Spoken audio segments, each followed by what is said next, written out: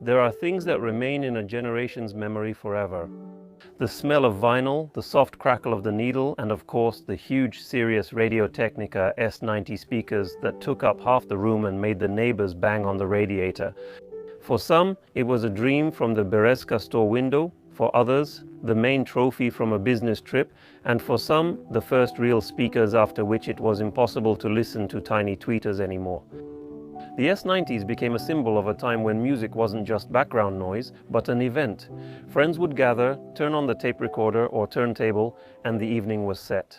Today, we'll recall the history of the Radiotekhnika factory, find out how the legendary S90 was born, what modifications existed, and how enthusiasts upgraded it, and most importantly, whether it's possible to turn the S90 into a true high-end killer.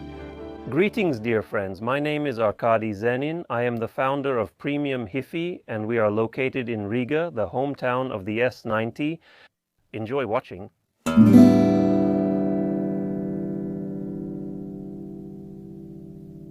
Radiotehnika is not just a logo on the grill, it's a huge part of the history of Latvia and the entire Soviet audio industry. The factory began its development back in the late 1920s when small private workshops in Riga started making radio equipment, and later a large radio factory was established based on them. Already in the post-war years, Radiotehnika became one of the largest audio equipment manufacturers in the Union of Soviet Socialist Republics. Radios, radiograms, speakers, studio equipment, even VCRs. At its peak, thousands of people worked at the factory, and the products were shipped not only throughout the Union, but also exported to Europe, Australia, and America. Imagine, Soviet equipment made here in Riga was playing in living rooms in Germany and Finland. That means a lot. Radiotehnika was part of the so-called Defense Nine, a group of enterprises that worked at the forefront of technology. It was here that a whole line of acoustic systems appeared, from compact bookshelf speakers to serious floor-standing ones. And among them, one model became a true legend, the S90.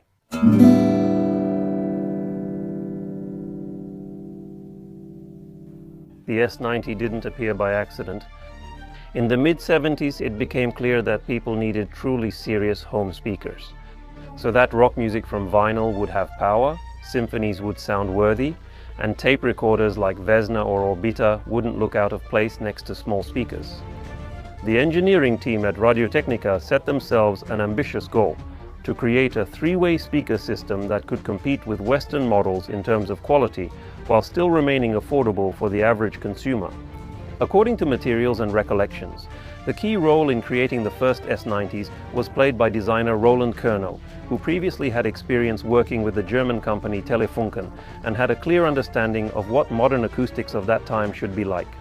This is how the concept was born: a large 10-inch woofer, a separate mid-range driver, a dome tweeter, a bass reflex port, powerful magnetic circuits, and a fairly sizable cabinet with a decent volume. The S90 was designed not as a toy for the bedroom, but as a serious system for living rooms, clubs, and even small halls.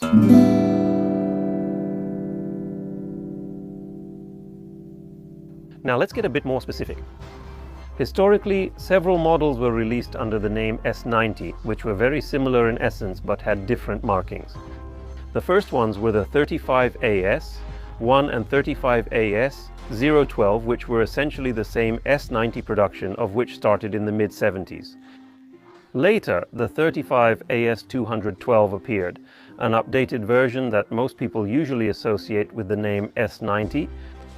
Production was carried out both at the Riga Radiotehnika plant and, for example, at the Bryansk electromechanical plant. The technical specifications are nominal power of about 35 watts, music power up to 90 watts, impedance of 8 ohms, and a stated frequency range of approximately 20 to 25,000 Hz. Later versions, such as S90B and S90D, received minor crossover changes, cabinet design updates, and sometimes slightly different speakers, but the overall philosophy remained the same. The dimensions are about 71 centimeters in height, 36 in width, and 28 or 29 in depth, with a weight of approximately 25 kilograms per speaker. This is already a serious cabinet that needed to be carried by 2 people and placed in such a way that the floor wouldn't shake just from trying to move it. In addition to the basic S90, there were the S90B, S90D, S90E, and other variations, which differed in design, appearance, and minor circuit and structural modifications.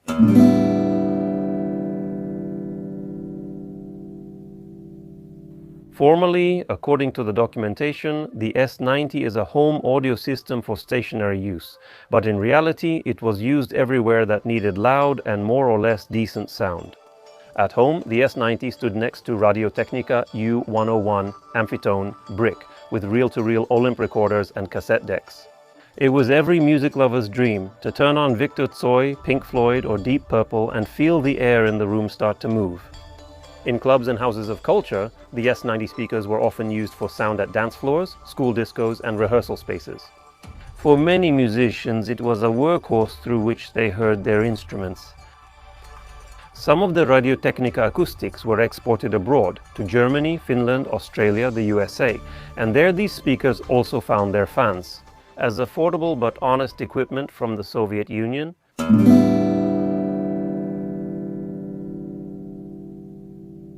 no other Soviet acoustics were upgraded as massively as the S90. It was and still is the perfect construction kit for adults. What did enthusiasts do?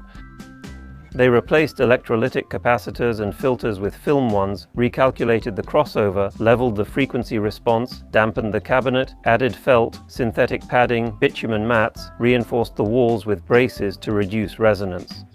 They raised or lowered the level of high or mid frequencies, changed resistor values and attenuator circuits, replaced tweeters with more modern ones from Visatone, Pearlus and others, carefully integrating them into the old front panel. They removed level indicators and unnecessary switches, simplifying the electrical part for better sound.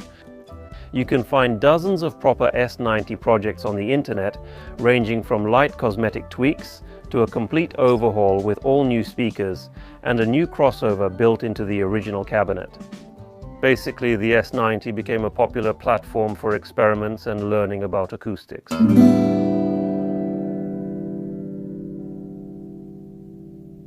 Now for the most interesting part. Is it possible to make the S90 really compete in sound quality with modern expensive speakers? Not just in myths, but based on measurements and actual impressions. Reflector Audio's approach to any project is measurement, phase accuracy and honest acoustics without any magic. If we apply this philosophy to the S90, the recipe would be something like this. The cabinet, as the foundation, we keep the classic box, since it's part of the legend. We tweak the bass reflex port a bit and add extra damping to the internal volume. Choosing the speakers. There are two options. Keep the original drivers if they're still functional and their parameters allow them to work properly. But decades have passed and unfortunately the original speakers that shined several decades ago have already lost their flexibility, strength and delicacy. Unfortunately, we have to remove them, so it's better to replace them with modern drivers that have low distortion and predictable performance in the required range and install them on a new front panel. Working with the front panel means removing unnecessary elements, combining the speakers into a more logical acoustic center, and, if possible, adjusting their placement for better directionality and soundstage. In short, we're making a new front panel, a new crossover from scratch, not just a slight adjustment, but a completely new filter built from the ground up with quality components for the actual parameters. Measure the amplitude frequency response, impulse and phase, and assemble a circuit that provides the flattest possible response and proper band alignment. Precise tuning based on measurements. I use a microphone, the measurement program ARTA and a clear goal, a flat amplitude frequency response, accurate phase and good impulse response. We move away from "it sounds okay to me" toward objective control. While still listening to the result, we measure and we listen. Any speaker works together with the room, so the final touch is placement, slight equalization correction if necessary, and proper matching with the amplifier. As a result, you don't just get another modified S90, but a vintage cabinet with a completely modern acoustic setup and sound that can already be compared to serious hi-fi and even high-end systems. A legend, but without pink-colored glasses. The design power is up to 0.5 kilowatt per pair. Now you can power a disco and even outperform high-end systems.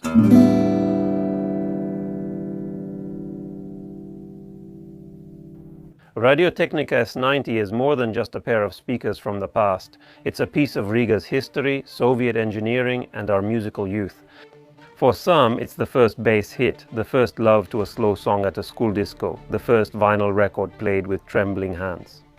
Today, we can look at the S90 in a new way, not just with nostalgia, but by objectively improving them, changing crossovers, speakers, measuring, and bringing them to a level that people in the 70s and 80s could only dream of.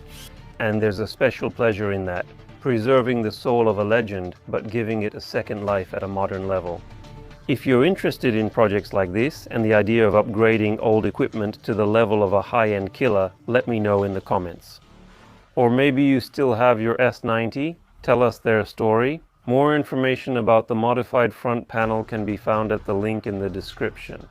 This was Arkady Zenin Premium Hi-Fi from Riga. See you in the next videos. And yes, may the power of the right sound for you be with you. Feel free to drop by.